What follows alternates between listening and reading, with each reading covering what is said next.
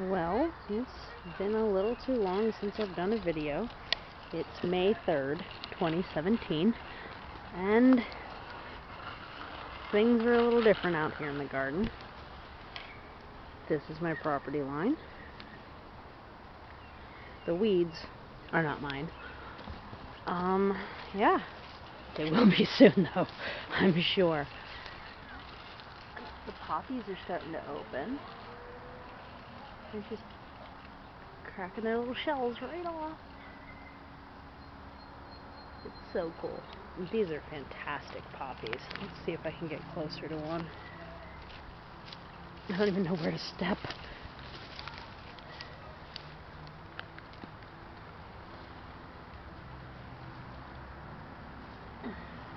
They're just super fluffy.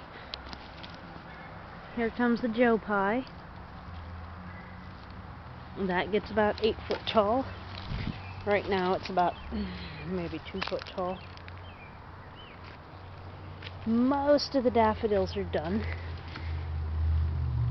These are the last of the bunch, and I think they're adorable. And I guess it goes straight from daffodils. There's one left of that. Straight from daffodils to poppies. And shortly after that, I'll have irises.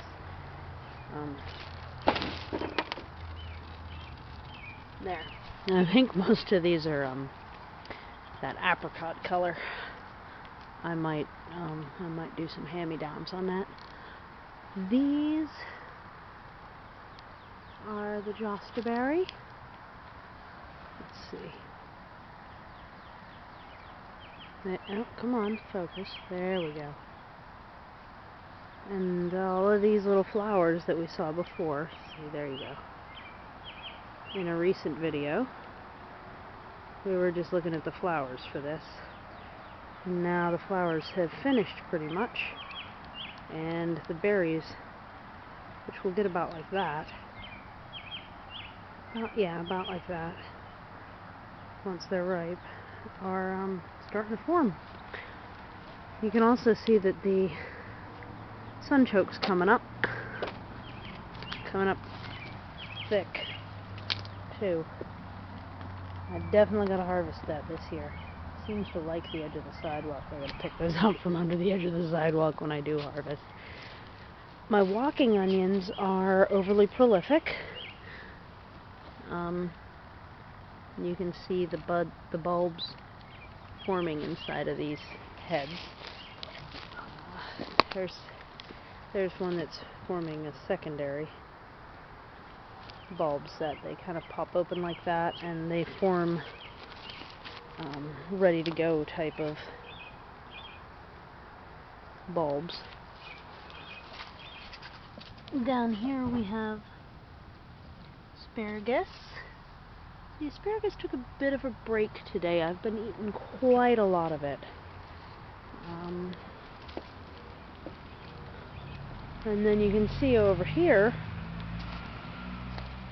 there's some more daffodils, and there's more berries. These were all little white flowers, I think, the last time I showed them, and now they're... Oh, here comes the lawnmower. Now they're getting bigger. And same with the cherries.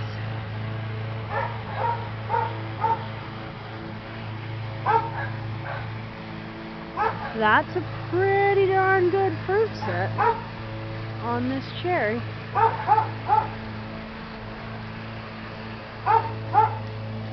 It's pretty well covered in the fruits.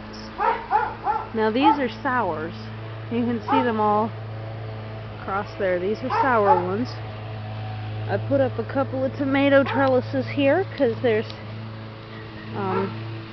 those tiny little tomatoes are popping up through here. The plum has fully leafed out. You can see this bit of green. So that's going to do just fine. And the shaping of the cherry went well. It's almost like a little topiary. Look at that sucker. And there's little fruits down here too. I think. Where'd they go? Yeah, here we go. Those will turn red. And I just thinned out a bunch of these are radishes.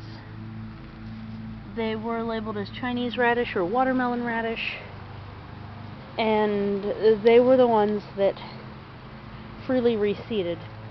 I just thinned them and cooked the greens with some ground meat for my dinner, and yum. So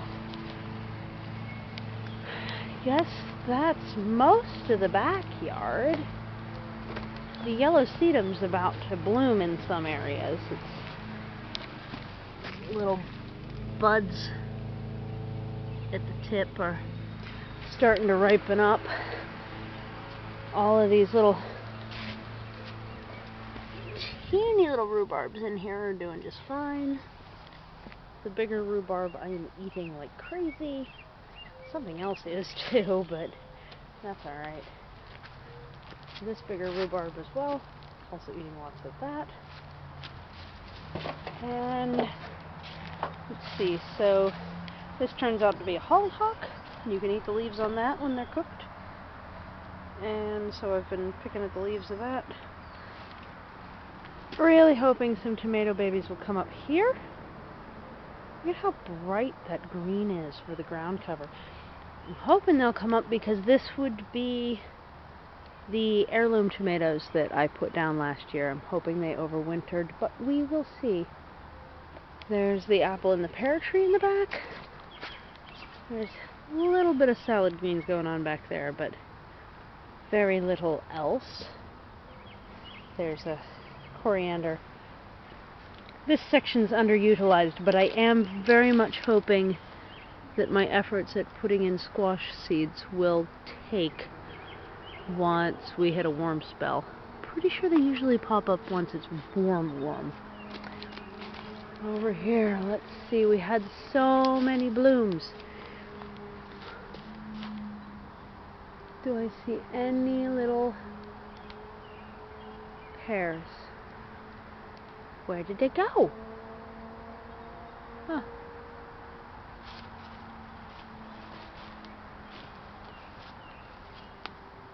Something ate the tips of those.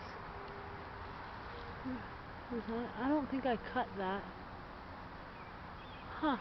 Oh, there's a pear. Wow. For all the blooms that there were. Huh. There were definitely more pearlets recently than there are right now. That's interesting.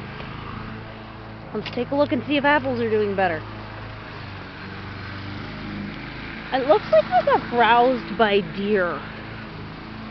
You see how I didn't do this trimming where the leaves got nipped off? I see apples back in there, back behind. That might be the case for the pears too. If there were any blossoms that were pointed behind, they may still have fruit, but yeah, this looks like a deer came through and had a little feast. Because it's up pretty high, you know? But, okay, yeah, here's some that were like above where they were reaching to. Okay.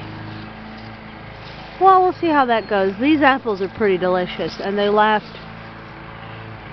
like, on the tree. I picked one off in December that I hadn't seen, and it was amazingly good. So, who knows? Over here, we have strawberries starting to bloom in a couple places. We have a hot mess that I need to take care of over here. It's like a jungle. Yeah, this first blossom is starting to convert to fruit. Over there I have 2 rhubarbs that I need to transplant because apparently that's where they are. And a strawberry in the middle. Here's a little baby strawberry. So yeah, the strawberries made it. I'm still trying to recognize which seedlings are going to be the violets, because I'm hoping that that'll be the underplanting.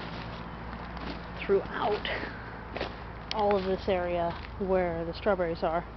It'll hold them out of the mud and away from the slugs, I hope. I've been digging up the front yard because I have a grass problem in my yard. Take your time to process that thought. The grass problem is that I don't grow grass. I don't want to. And so I have to get rid of it. And I also need to weed whack up here. Over here, got the comfrey doing really well. And one side of the raspberry doing really well. Up here we have the elderberry just starting to bud.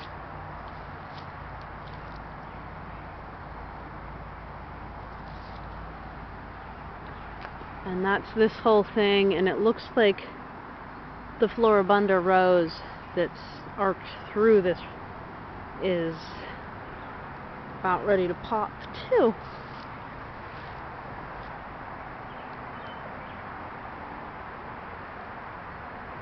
As you can see, there is also a hops winding its way through here, and what I believe are ash-leaved maple seedlings that I'm having a doozy of a time getting rid of, interspersed as well. So I do need to weed whack all through here. Most of this side is oregano. There's sections where it's yarrow. There's sections where cleavers took over. They're not my preferred, but they're acceptable. So yeah, there's a lot of different plants in my lawn. I try not to have any of them be grass, but it's a hard battle. Up here we have some pretty tall lilies coming up. And then some shorter lilies coming up. And that's about it. Down over the cliff, there's that tulip that's about done. Down over the cliff, all the plants took. All 4 of them. That was a lot of work. And that was the other half of this tree. I'm pollarding that tree because I'm tired of it blocking my view, and I can make it shorter without removing its root structure. It'll just grow branches out of its stump that I can then still keep up with, because it will form a whole new tree if I let it. I believe this is also an ash-leafed maple, which has another name for it too that I'm not recalling. So yeah, that's how things are going up here. Pretty good, I'd say, overall. Beautiful evening. There's starting to be some color in the sky, and I'm liking the looks of my garden right now, so that's always a plus. Happy early May, and I hope the spring is treating you well in all of its glorious dampness, at least here in Pittsburgh. Oh yeah, these lilies came up. And I don't know what this is.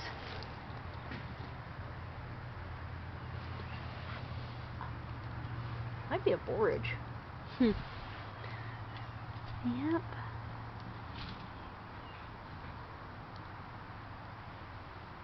Happy spring.